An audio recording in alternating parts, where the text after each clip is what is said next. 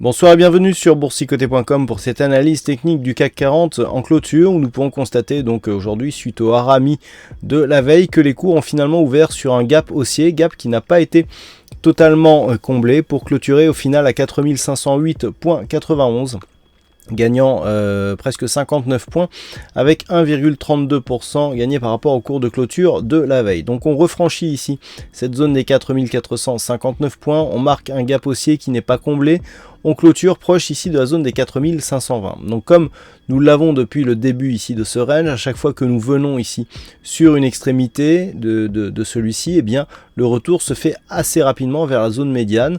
Donc là on est venu tester la zone haute du range, ça l'a même été sur le futur, hein, puisque les tracés sont légèrement différents, on est aux environs des 4515, bon de toute façon ce sont des zones, hein, les zones de support résistance, mais là on voit que les cours viennent ici, donc maintenant eh bien, après avoir connu une tentative baissière, on va voir si les cours eh bien, vont tenter un franchissement ici par le haut de cette zone de résistance. Alors, je rappelle que d'un point de vue global, nous sommes ici sur une dynamique qui a été haussière, donc ça c'est le gap du Brexit. On est revenu ici s'équilibrer, on a recommencé un petit peu à monter pour finalement s'inscrire dans une zone ici de totale neutralité. On a marqué ici un point haut, un point bas.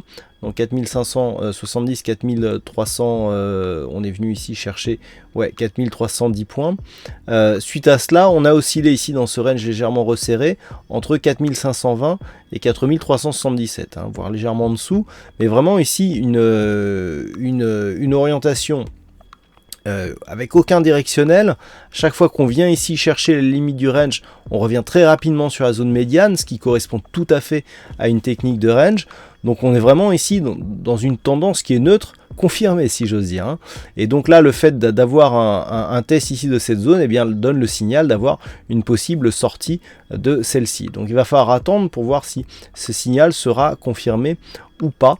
Mais on est plus ici sur une probabilité de sortie haussière, mais en cas de sortie ici de cette zone, eh bien, il faudra valider un nouveau point haut significatif supérieur à cette zone de point haut pour repartir sur une dynamique haussière, hein. Donc là, on est sur un pré-signal, on va dire, qui pourra appeler un suivi donc vers une poursuite du mouvement moyen terme.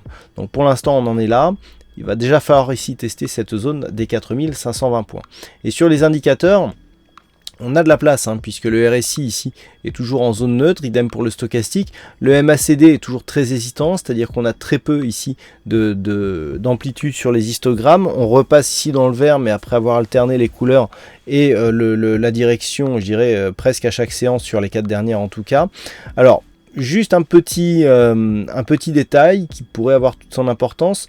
On a des volumes ici qui commencent à être légèrement supérieurs. Ah oui, alors sauf que là, les volumes ont été repris pour la séance de jeudi. Bon, ça s'équilibre. On avait l'impression d'avoir un peu plus de volume donc sur les séances haussières, mais finalement, c'est quasi équivalent. Donc voilà, on n'a même pas de signal ici du point de vue des volumes. La volatilité ici est inférieure à la moyenne. Donc pour l'instant, on n'a pas de réel signal de force. Il va vraiment falloir surveiller ici un éventuel cassure de cette zone pour avoir, pour avoir une confirmation de ce signal. Je rappelle que la confirmation, c'est rupture ici de ce niveau, et en cas de pullback, eh bien, cette zone doit s'imposer comme zone de support. Si on a une réintégration immédiate, un petit peu comme ce que l'on a eu ici, hein, on a eu ici rupture, le support dans un premier temps, puis réintégration, eh bien, on voit bien qu'on a tout de suite supprimé et anéanti la dynamique qui était naissante et qui était haussière ici sur ce trend. Donc, pour demain, zone ici, 4515,20, une cassure haussière pourrait nous donner un premier signal en direction ici des 4566 points. En cas de retour ici sur les 4459, eh bien il y aurait continuité du range, puisqu'on a ici zone autour de la zone de point, de la zone de point haut du range, retour sur la zone médiane, donc on serait dans la continuité. Rupture, eh bien on viserait ici un retour possible sur les 4377 points. Voilà, pas grand chose de plus à dire sur cette configuration technique, tant elle ressemble à ce que nous connaissons depuis désormais quelques semaines.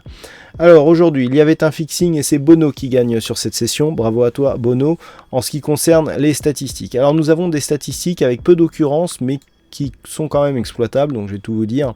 On a 20 occurrences significatives, donc sur les 15 dernières années.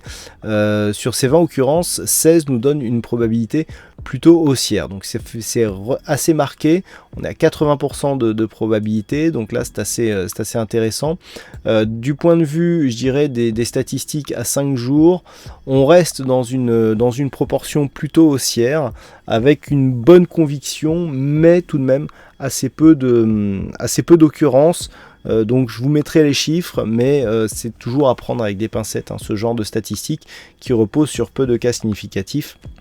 Vous aurez tous les détails donc sur l'analyse écrite qui paraîtra durant la nuit. Voilà donc ce que l'on peut dire sur cette analyse technique du CAC 40 en clôture. Passez une bonne soirée, bonne chance dans vos prochains trades. On se retrouve dès demain pour d'autres analyses techniques sur le site boursicoté.com.